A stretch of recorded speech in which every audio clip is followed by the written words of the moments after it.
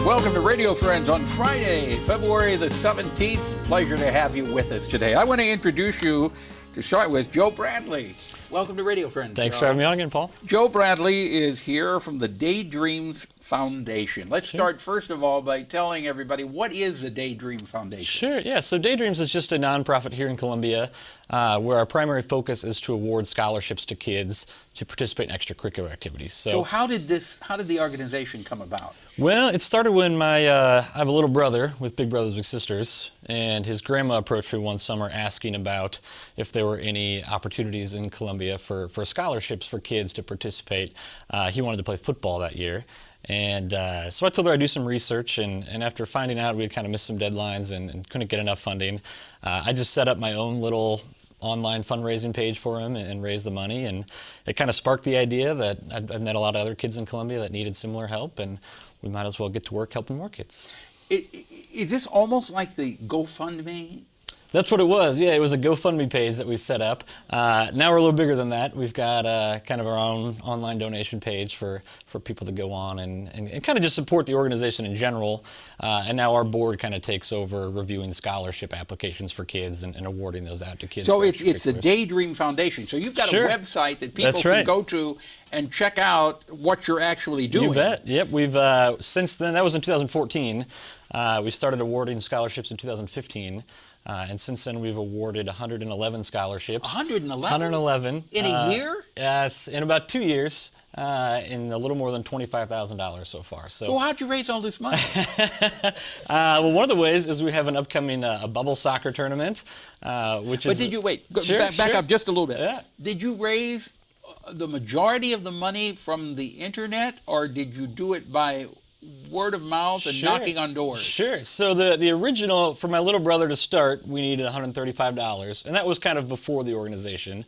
And then soon after that, it was, a lot of friends and family that I hit up, and we had a trivia night kind of 2 months after we launched, and raised a couple $1,000s so that we could kind of start accepting applications to award those scholarships. It started off by you going up and just asking people to help out. Say, hey, you're a friend of mine. How about helping out That's here? right. It's got to grow somewhere. And did you find most people were cooperative? People have been very receptive. Not only kind of my friends and family around the country, but certainly the Columbia business community and individuals in Columbia. People in Columbia have an awful big heart. Absolutely. Very big heart. So it's called the Daydreams Foundation. What is the website? Yeah, it's just www.daydreamsfoundation.org. And if people want to make a donation there, they can do it. They can absolutely do that. Can you designate what kind of scholarship you want your money to go to? You can't, and mainly because we never know what kind of application is going to come in next, and so if you go in and designate that you want it to go for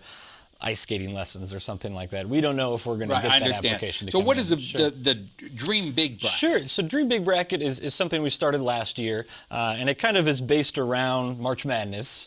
And the idea is to allow schools, and this year other nonprofit organizations or leagues, to submit their ideas of how their school or league could use $1,000 to either start an extracurricular activity or to fund one that they already have going. So last year we just invited schools in Columbia to submit ideas, and it could be teachers or parents or kids, whoever wants to submit the ideas there.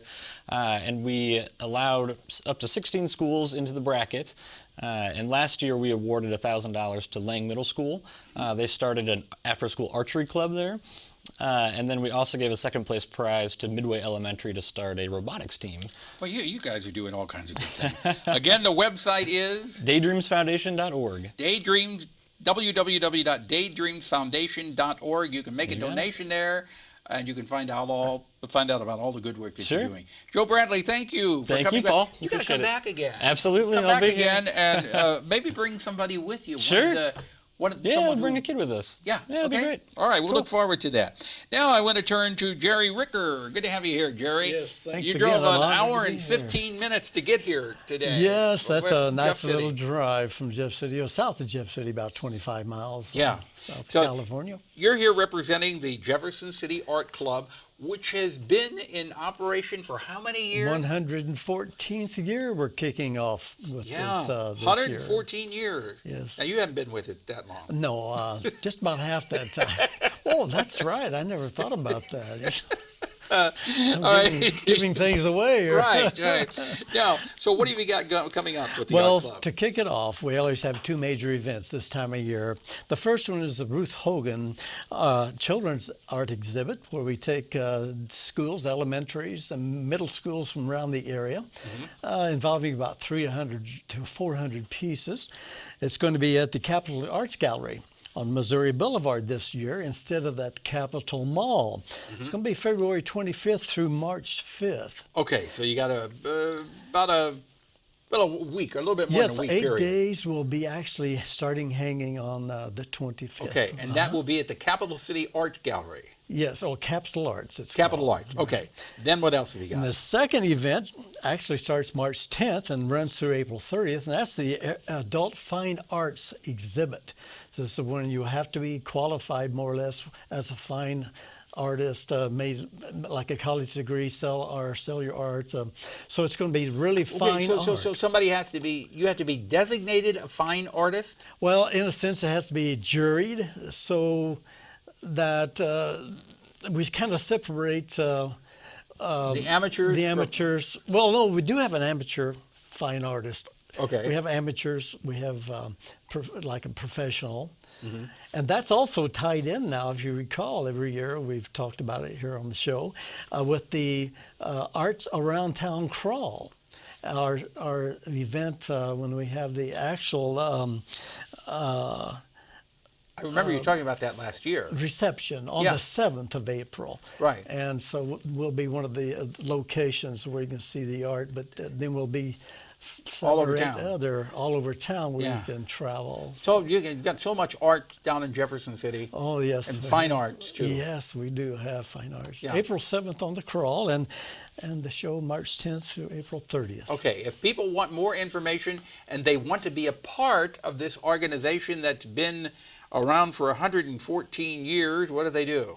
For all the facts, you can go directly to our website, which is Jefferson City Art Club -Missouri, spelled out, .com. Okay. Or you can visit us on the Jefferson City Art Club Facebook. Got it. Okay, you got it. And you don't have to live in Jefferson City if you want to be a part of the Jefferson City Art Club. We have them from all over the area. Okay. They can come down from Columbia. You'll let the Columbians come down and be Chamois, Camden, Sedalia. They're all over. You made your point there, Jerry. Thank you. Thank you so much for coming. It's always a pleasure to have you here. Something you'd like to hear or see, I want to hear from you. Drop me an email, pepperp@missouri.edu, and we will look forward to seeing you on Monday.